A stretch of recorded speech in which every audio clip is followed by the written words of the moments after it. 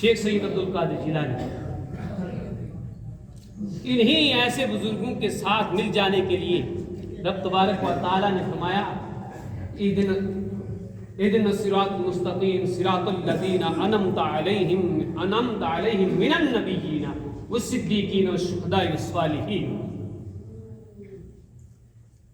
اور فرمایا کونوا مع الصادقین، سچوں کے ساتھ اللہ سے ڈرو، اتقوا اللہ، اللہ سے ڈرو، ہر معاملے میں اللہ سے ڈرو۔ نمازی نماز کے لیے آیا پھر بھی اللہ سے ڈرو، یہ اللہ میں کما حق ہو کہ نماز کا حق ادا کر سکتا، کیا کیا مجھ سے غلطیاں ہو جائیں گی۔ حاجی حج کے لیے جائے وہاں بھی ڈرے رب سے، یہ خوف زدہ ہو کر رب کو پکارے گا، رب کی عبادت کرے گا، حج کے لیے جائے گا، زکوٰۃ ادا کرے گا، رمضان کے روزے رکھے گا، تو انشاءاللہ پھر وہ کونوا مع الصادقین کی طرف جانے والا ہو جائے۔ اب ایسا نہیں ہے کہ اب یہ معاملہ ہے ہر جماعت کے اندر اصل کو پہچاننا ضروری ہوتا ہے، کچھ اصل کے نام پہ نقل بھی ہوتی ہے۔ اب اصل کو دیکھنے کے لیے رب تبارک و تعالی نے نشانی بتائی ہے، الا ان اولیاء اللہ لا خوف علیہم ولا هم یحزنون، خبردار کہ اللہ کی ولیوں کو نہ کوئی خوف ہے، نہ غم ہے، نہ حزن و ملال ہے۔ پھر ان کی پہچان کیا ہے؟ اب تو کوئی بھی ولی بنا پھرے، کیسے پہچانیں گے؟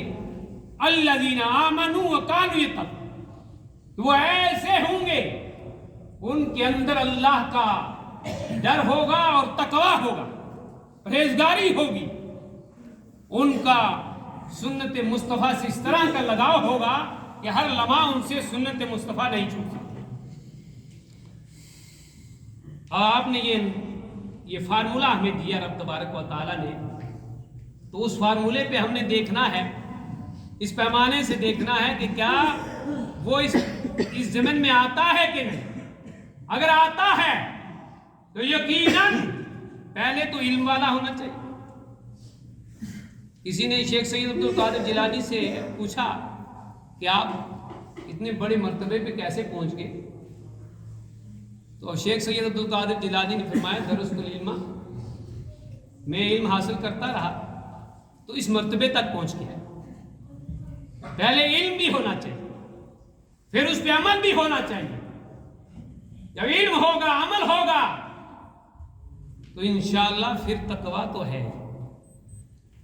اب دیکھیں گے آج کے دور میں بنے گا ولی یہاں تک کہ سنت مصطفیٰ غائب ہوگی، نہ لباس میں سنت ہوگی، نہ کھانے میں ہوگی، نہ چہرے میں ہوگی، نہ شکل و صورت میں ہوگی۔ یہ ایک ڈرامہ بھی ہے، تو لہذا اس سے بچیں۔ جو یہ بزرگان دین ہیں ان کی طرف جانے کا رب نے حکم دیا ہے، حقیقت میں وہ ہونا چاہیے۔ داڑھی ہے ہی نہیں، ٹائی پہنے ہوئے ہے تو ولی بنے گا تو بڑا مشکل ہے، ایسا نہیں ہو سکتا۔ اب کچھ لوگ ایسے ہوتے ہیں ان کا ایک الگ مرتبہ، وہ کون ہوتے ہیں؟ وہ فنا فی اللہ ہوتے ہیں، فنا فی الرسول ہوتے ہیں، ان کو مجذوب بھی کہتے ہیں۔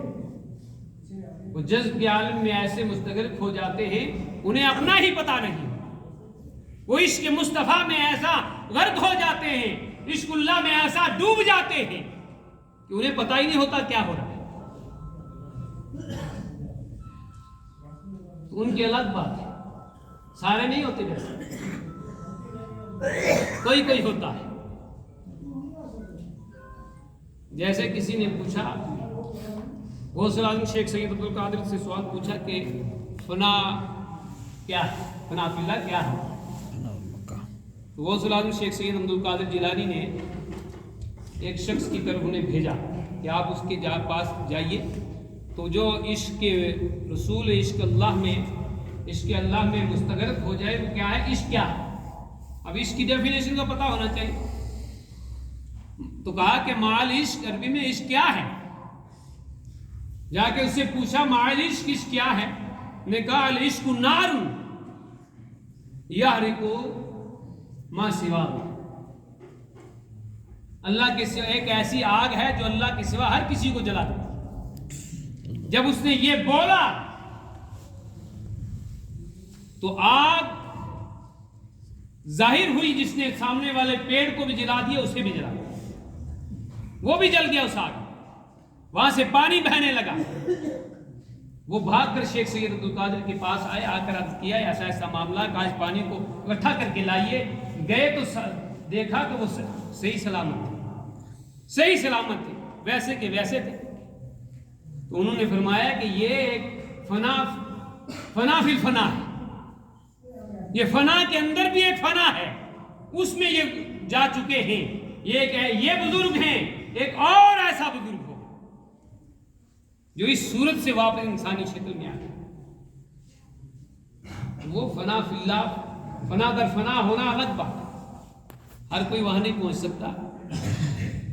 جس پہ اللہ کا کرم ہوتا ہے وہی پہنچتا. تو شیخ سید عبد القادر جیلانی رضی اللہ تعالیٰ عنہ ماں کے پیٹ سے ہی 17 پاروں کے حافظ قرآن تھے. سبحان اللہ. دیکھو علم کیسا ہے. اور رب نے سکھایا. سکھاتا کون ہے؟ رب ہی تو سکھاتا ہے.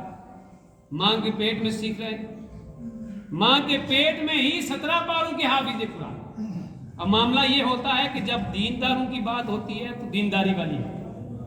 کہا کہ جائیے آپ، 4 سال کی عمر ہے، استاد کے پاس بٹھا دیا، وقت ہو چکا ہے، مختصر عرض کروں، سفید درست کر لیں.